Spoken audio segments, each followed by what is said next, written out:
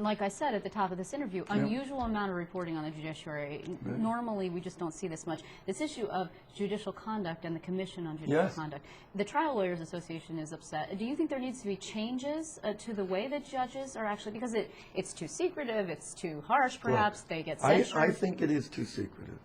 I've supported for many years, making the hearings of the particular judge before the Conduct Commission open to the public after charges are brought. And I fully support that. So like a trial for judges? Is that how it would be? Yeah, and the public should see, and that it shouldn't be a secret. But there have been other proposals that we're all taking a look at that come out of the New York County Lawyers and the State Bar Association. Right. One of them that I'm interested in, I think there are arguments both ways, as to whether the Commission should have an intermediate sanction, such as a suspension for a period of time, rather than just removal or censure or admonition.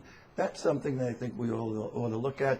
But in general, I think the system works well. Could it use a little fine-tuning?